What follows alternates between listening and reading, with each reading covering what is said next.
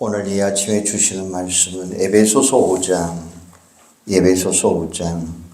22절에서 31절 말씀입니다. 에베소서 5장 22절에서 31절입니다. 아내들이여 자기 남편에게 복종하기를 주께 하더라. 이는 남편이 아내의 머리됨이 그리스도께서 교회의 머리됨과 같음이니 그가 바로 몸의 구주시니라. 그러므로 교회가 그리스도에게 하듯 아내들도 범사에 자기 남편에게 복종할지니라. 남편들아 아내 사랑하기를 그리스도께서 교회를 사랑하시고 그 교회를 위하여 자신을 주신같이 하라. 이는 곧 물로 씻어 말씀으로 깨끗게 하사 거룩하게 하시고 자기 앞에 영광스러운 교회로 세우사 티나 주름 잡힌 것이나 이런 것들이 없이 거룩하고 흠이 없게 하려 하십니다. 이와 같이 남편들도 자기 아내 사랑하기를 자기 자신과 같이 하지니 자기 아내를 사랑하는 자는 자기를 사랑하는 것이니라. 누구든지 언제나 자기 육체를 미워하지 않고 오직 양육하여 보호하기를 그리스도께서 교회에게 함과 같이 하나니 우리는 그 몸의 지체임이라. 그러므로 사람이 부모를 떠나 그의 아내와 합하여 그 둘이 한 육체가 될지니. 아멘. 오늘날 많은 부부들이 흔들리고 깨어지고 있습니다. 가정의 기둥은 부부입니다. 가정의 시작은 부부로부터 시작이 됩니다. 부부의 관계가 깨어지면 그 자녀들도 흔들리고 연로하신 부모들의 삶도 불행이 시작됩니다. 또한 부부의 관계가 무너지기 시작하면 그 사이도 무너지기 시작합니다. 왜냐하면 부부는 사유의 기본적인 세포와 같기 때문입니다. 기본 단위의 세포가 병들기 시작하면 그 온몸은 병들기 시작합니다. 그런데 요즘 보면 중년 이후에 이혼하는 부부들도 증가되고 있습니다. 그러므로 지금은 목회 중에 가정사역이 아주 중요한 업무가 되고 있습니다. 그러면 이러한 가정의 위기, 부부의 위기 시대 속에서 우리 부부들은 어떻게 화목을 이룸으로 행복한 결혼 생활을 할 수 있습니까?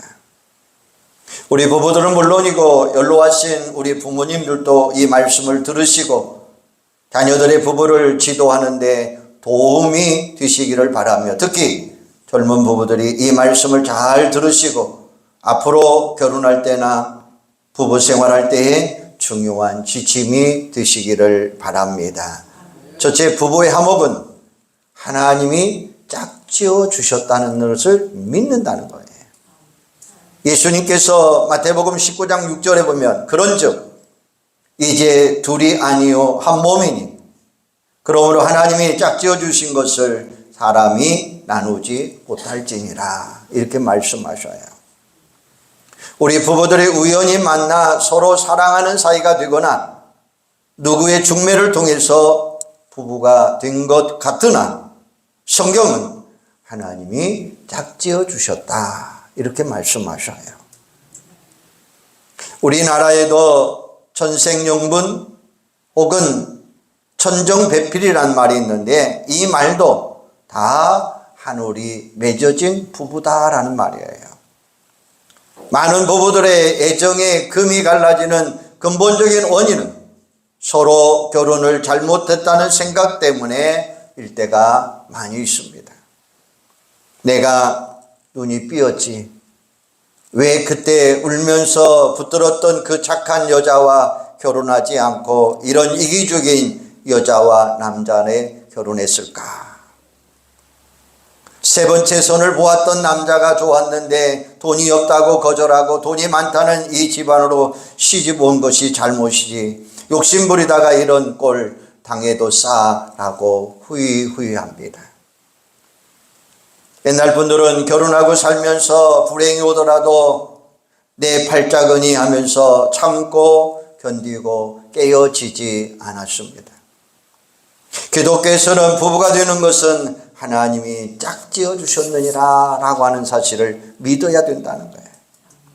창세기 2장 18절에 보면 여호와 하나님이 이르시되 사람이 혼자 사는 것이 좋지 아니하니 내가 그를 위하여 돕는 배필을 지으리라 하시니라 하시면서 아담과 하와를 짝지어 주시고 주례를 서주셨어요. 결혼식 때 주례 목사가 성은 손을 한 후에 말하기를 하나님이 짝지어 주신 것을 결코 사람이 나누지 못할 것이니라 라고 선포합니다. 그러므로 지금 여러분의 남편, 여러분의 아내는 하나님이 내게 짝지어 준 것으로 믿을 때에 부부가 강하게 결속되고 하나님이 축복하시는 부부가 되는 것입니다. 아무리 내 마음이 들지 않는 남편이나 아내일지라도 하나님이 주신 십자가인 줄 알고 바로 지고 나가려고 힘쓸 때에 하나님이 부활의 승리를 맛보도록 보장해 주신다라는 사실입니다. 이런 재미난 이야기를 읽어보았습니다. 미국의 어떤 남자가 이혼을 했는데 그 이유는 부부가 전혀 성격이 맞지 않았기 때문이었습니다. 이혼한 다음에 신문에 새로운 아내의 후보자 조건을 상세하게 기록해서 광고를 냈습니다. 그랬더니 놀랍게도 2만 명의 여인들이 이력서를 냈다는 거예요. 그 남자는 다 만나볼 수가 없어서 할 수 없이 후보자들의 명세서를 컴퓨터에 입력하여 이상적인 타입의 여자를 결정하기로 했습니다. 얼마 후에 결과가 나왔는데 그 대답이 무엇일까요? 당신에게 가장 이상적인 타입은 당신이 이혼한 전 부인입니다 라고 결론을 내렸습니다. 그렇습니다. 지금의 남편이나 아내는 하나님이 짝지어 주신 줄로 믿으시기를 바랍니다.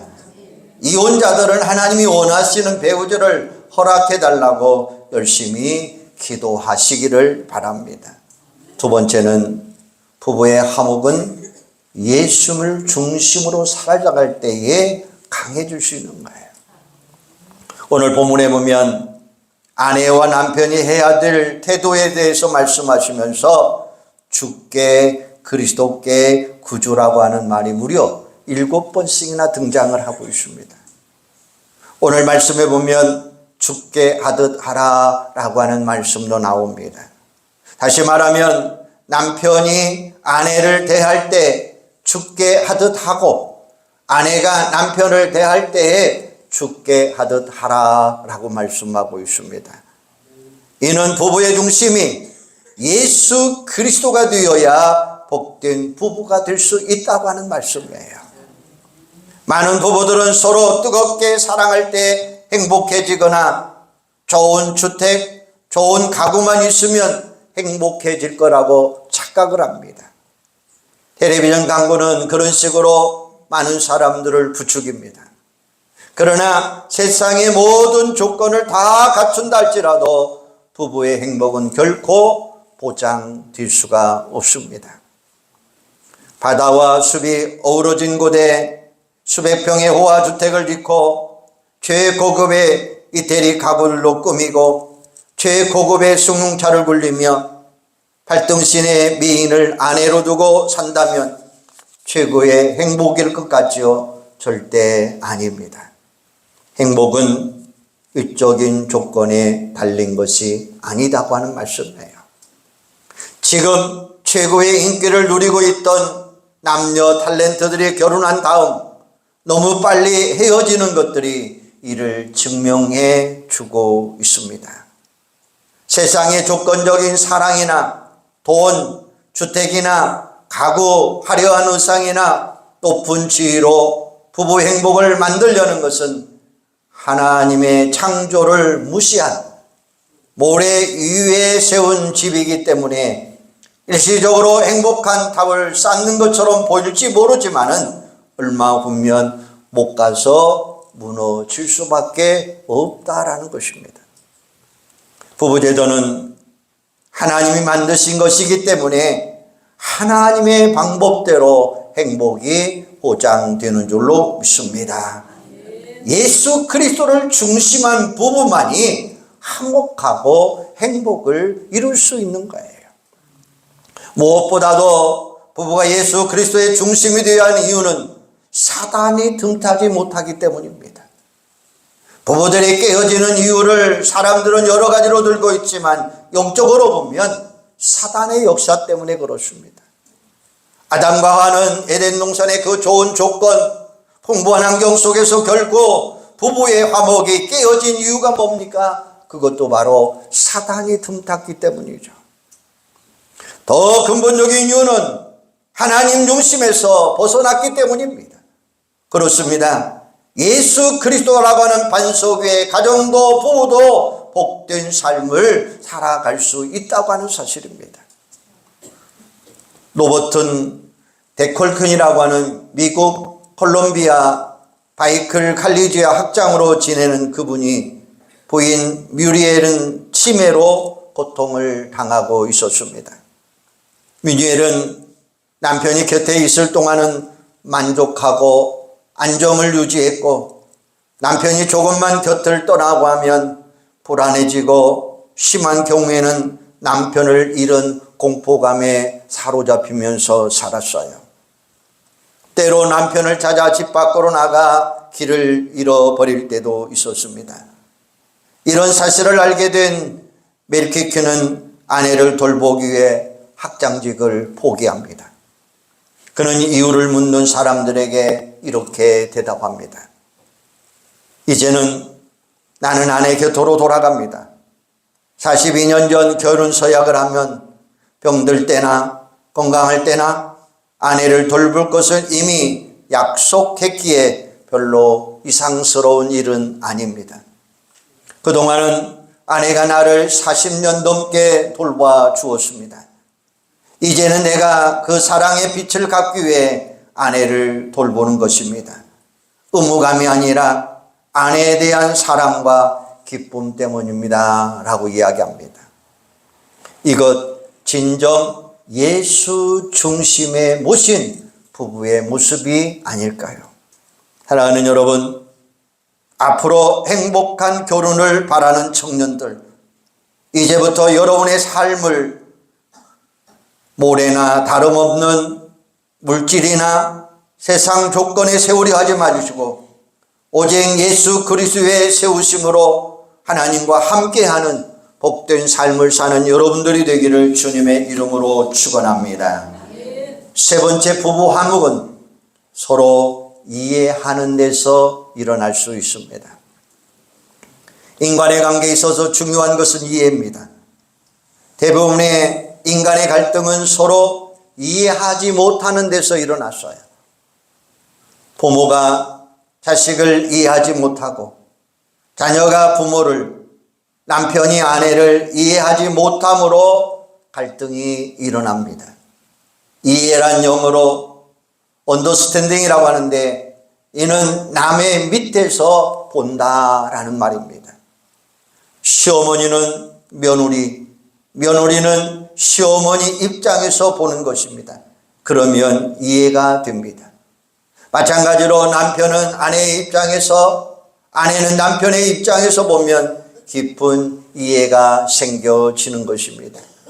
베드로전서 3장 7절에 보면 남편들아 이와 같이 지식을 따라 너희 아내와 동거하고 이렇게 이야기했어요. 아내와 함께 동거할 때에 지식을 따라 하라는 거예요. 이 말씀은 자기 아내를 알아주라라는 말입니다.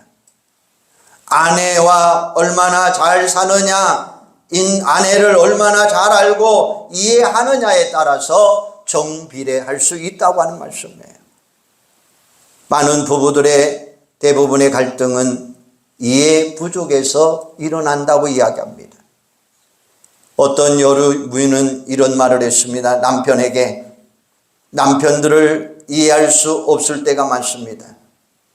어린 자녀의 나이나 생일은 기억하지 못하면서 자기가 좋아하는 야구선수의 타율은 얼마나 잘하는지, 아내와 집에 있을 때는 말이 없던 사람이 다른 데만 가면 왜 그리 말이 많은지 도무지 이해하기가 어렵습니다 라고 이야기합니다. 반대로 남자들은 여자들에 대해서 나는 아내가 못마땅한 적이 한두 번이 아닙니다. 모처럼 한번 같이 외출을 하면 속이 터집니다. 나는 5분 정도이면 옷을 다 갈아입고 나서는데 여자는 왜 그리 복잡한지 거울 앞에서 이 옷 저 옷 갈아입고 이때다라고 생각하면 자꾸 물어옵니다. 한참 후에 다 뒤었다고 하면서 현관 나왔다가 현관 거울 보고 다시 돌아가서 다른 옷을 입고 나옵니다 라는 불평이었습니다. 이는 남성이나 여성에 대해서 이해가 부족한 결과입니다. 부부 생활에서의 서로의 이해 부족은 큰 타격을 가져오게 되어 있습니다. 부부 생활에서 서로 좋은 점이나 부족한 점을 이해하면서 지낼 때에는 그 가정은 천국에 가까이 있으나 부부가 서로 이해하지 못할 때는 그 가정은 지옥에 가까이 있는 것입니다. 왜냐하면 이해는 신뢰를 낳고 신뢰는 사랑하는 심을 가져오기 때문입니다. 여자와 남자는 근본적으로 다릅니다. 그러므로 자기 남편과 아내를 이해하도록 연구해야 됩니다. 특히 오늘 본문에서 분명하게 말씀하고 있습니다. 31절에 보면 저는 더 연약한 그릇이요 이렇게 말씀했어요. 이 말은 남편도 인간인지라 연약한 그릇처럼 깨어지기 쉬운 존재이지만 여인은 남자보다 더 연약한 그릇이므로 서로 이해하라 이런 말을 하고 있습니다. 사랑하는 여러분, 어느 남편이나 아내나 안전한 사람 아무도 없습니다. 남편이나 아내나 다 연약한 그릇이요 깨어지기 쉬운 그릇들이라고 하는 말씀이에요. 그러므로 서로가 서로의 좋은 점이나 부족한 점을 이해할 수 있도록 힘쓰시기를 바랍니다. 그때에 깊은 신뢰감, 사랑의 능력이 임하는 줄로 믿으시기를 바랍니다. 네 번째 부부의 화목은 돕는 배필이 되는 거예요. 창세기 2장 18절에 보면 여호와 하나님이 이르시되 사람이 혼자 사는 것이 좋지 아니하니 내가 그를 위하여 돕는 배필을 지으시리라 하시니라 이렇게 말씀하고 계셔요. 하나님이 서로 짝지어 주신 것은 배필자가 되기 위해서라는 말씀이에요. 돕는 배필이라 라고 하는 이야기는 돕는 짝이다 라는 말이에요. 하나님은 서로를 짝지어 주신 것은 서로를 돕기 위해서라는 거예요. 무엇을 돕습니까? 서로의 부족, 서로의 약점, 서로의 연약함을 도와주어라 라는 말이에요. 그런데 어느 부부는 결혼하자마자 무슨 결점, 무슨 약점이 나타나고 떠들면서 자기를 속였다고 부부싸움을 합니다. 심지어 이혼하자고 소송을 피우는 경우도 있는데 이는 결혼의 정신도 모르고 하는 어리석은 행위라고 이야기할 수 있습니다. 오늘 본문의 요지는 남편은 머리라고 했고 아내는 몸이라고 했습니다. 머리만 있어도 못 살고 몸만 있어도 못 살아요. 머리가 아무리 우수해도 손발이나 심장, 위장이나 콩밥 같은 몸의 역할을 결코 할 수가 없는 겁니다. 또 손발이 아무리 우수해도 머리 역할을 결코 할 수가 없습니다. 반쪽이 서로 만나서 서로의 부족을 도와줄 때 너도 살고 나도 사는 온전한 삶을 이루어 갈 수 있다고 하는 말씀이에요. 부부가 하나 된 다음에 주님의 명령은 머리인 남편은 아내의 몸을 내 몸처럼 사랑하라, 이렇게 이야기하고 계셔요. 머리가 자기 몸을 부려 먹을 줄만 알고 편히 쉬게 못하거나 잘 먹이지 못하거나 아플 때 병원에 데려가지 못한다면 머리가 골치를 앓는 날을 만날 거라라는 거예요. 그러므로 남편들은 자기 몸과 같은 아내들을 잘 위해 주시기를 바랍니다. 하나님이 부부를 만들 때에 남편 되는 아담이 잠든 사이에 그 갈빗대를 취해서 여자를 만드셨어요. 아담은 그 여인을 보고 내 뼈 중에 뼈라고 부르면서 감동했습니다. 왜 하나님이 하필이면 남자의 갈비뼈로 여자를 만들어 주었을까요? 인간에게 뼈는 가장 중요합니다. 거기에 골수가 들어있고 거기에서 피를 만들어내기에 어느 의미에서 생명의 근원이 되는 것입니다.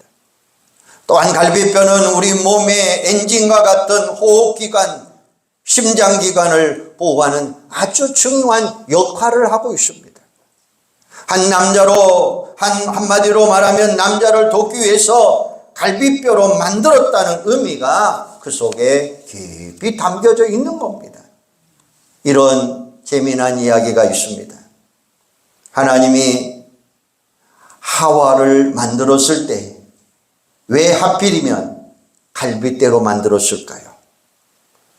다리뼈로 만들었다면 밟는 습성이 생길 것이고, 팔뼈로 쓰면 삿대질할 것이고, 머리뼈로 재료를 쓰면 아담의 훈장 노릇이나 할 것이고, 더군다나 턱뼈 같은 것을 뽑았으면 말이 많아 싸움이 그칠 날이 없을 것이고, 어깨뼈로 쓰면 거들먹거릴 것이고, 목뼈를 사용하면 교만할 것이고 행복하기 짝이 없을 것이고, 그러나 갈비뼈는 하트이다.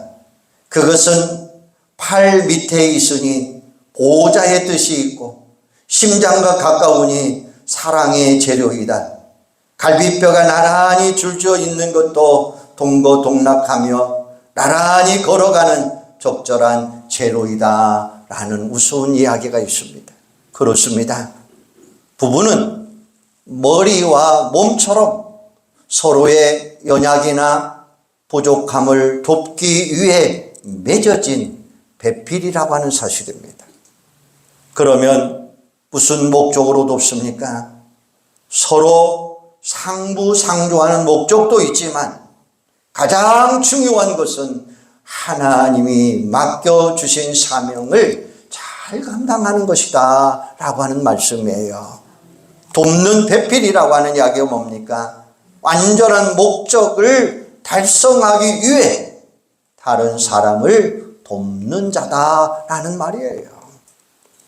다시 말하면 아담의 사명인 에덴 동산의 관리를 더 잘 감당하기 위해서 동역자인 하와를 주신 것입니다. 그러므로 결혼의 목적은 고독과 음란을 이기게 한 것이도 있지만 가장 큰 목적은 에덴 동산의 관리의 사명을 감당하기 위해 동역자가 되는 데 있다고 하는 사실입니다. 각자의 에덴 동산은 가정과 교회와 직장과 국가일 것입니다.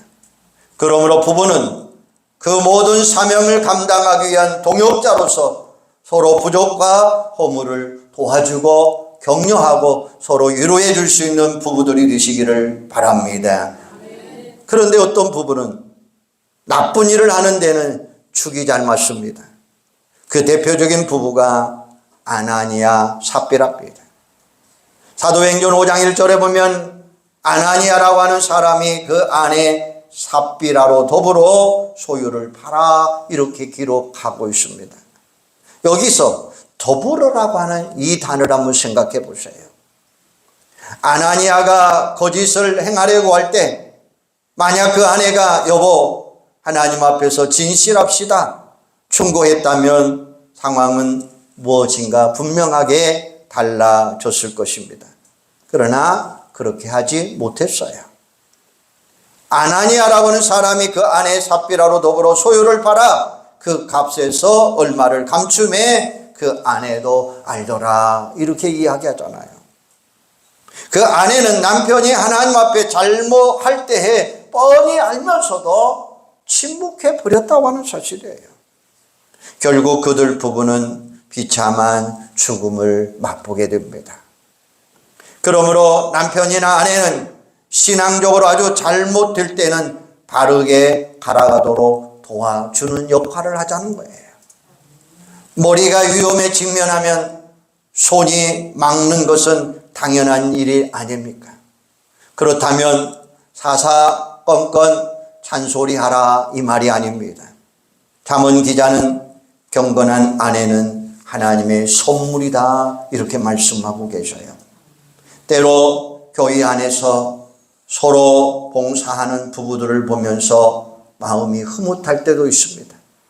하나님은 자기 부부나 가정만 위해서 사는 자들보다 서로 함께 동역하며 함께 위쳐 나가는 일을 하나님이 기뻐하신다라는 것입니다. 얼마나 귀하고 아름다운 모습입니까? 하나님은 그런 부부들에게 영육간의 큰 복으로 채워주실 줄로 믿습니다. 그러므로 남편이나 아내 중에 우선 좋은 일을 하려거나 계획을 세울 때 반대하거나 비난하지 마시기를 바랍니다. 오히려 칭찬해 주시기를 바랍니다. 서로 위로해 주시기를 바랍니다. 격려해 주시기를 바랍니다. 그때 하나님이 그 부부에게 복된 길로 인도해 주실 줄로 믿습니다. 어느 유명한 직장의 일화가 있습니다. 어느 분이 직장에서 해고를 당했어요. 그 사람은 절망하며 집에 돌아가 아내에게 이야기합니다. 그때 보통 아내 같으면, 아니, 당신이 어떻게 근무했기에 이런 꼴을 당합니까? 이제부터 우리는 어떻게 살아갑니까? 라고 울고 불고 할 때가 많을 것입니다. 그러나 이 사람의 아내는 이렇게 이야기합니다. 오히려 아내는 반색하며 말하기를, 드디어 당신의 문학을 본격적으로 할 수 있습니다. 해고당한 일이 얼마나 좋은 길인지 알 수 있습니다. 아내는 그러면서 돈을 꺼내 놓았습니다. 이런 줄 알고 당신 봉급에서 따로 마련해놓은 돈입니다. 당신이 명작을 쓸 동안 이 돈으로 살아갈 수 있습니다. 라고 이야기합니다. 그리하여 그 남편은 아주 유명한 명작을 쓰게 되는데, 그분이 바로 주홍글씨를 쓴 나다네엘 호손이라고 하는 사람입니다. 사랑하는 여러분, 부부의 화목은 하나님이 짝지어 준 것을 믿으며 예수 그리스도의 중심이 되는 것이고, 서로 간에 같은 깊은 이해를 하는 것이고, 서로의 허물과 서로의 부족을 돕는 배필이요 동역자라고 하는 사실을 기억하시기를 바랍니다. 그래서 서로의 부부의 사명을 다하는 부부가 될 때에 행복한 부부가 될 줄로 믿습니다. 서로 돕는 배필로서의 역할을 서로 감당하는 동역자들이 되시고, 서로 위로하고 서로 도와주고 서로 협력하는 아름다운 부부들이 되기를 주님의 이름으로 축원합니다. 기도하겠습니다. 하나님, 은혜와 사랑을 감사합니다. 부부의 화목은 서로 돕는 배필이 되는 줄로 믿습니다. 부부의 화목은 깊이 서로 이해하는 데 일어나게 되는 줄로 믿습니다. 부부의 화목은 예수 그리스도로 중심으로 살아갈 때에 강한 역사가 일어나게 될 줄로 믿습니다. 부부의 하나님은 하나님이 짝지어 주신 것을 믿고 서로 출발할 때에 아름다운 역사가 일어날 줄로 믿습니다. 우리 서로 사랑하며 위로하며 격려하며 도와주며 복되고 아름다운 역할로 하는 동역자들이 되도록 주님 축복하여 주시옵소서. 예수님의 이름으로 기도하옵나이다. 아멘.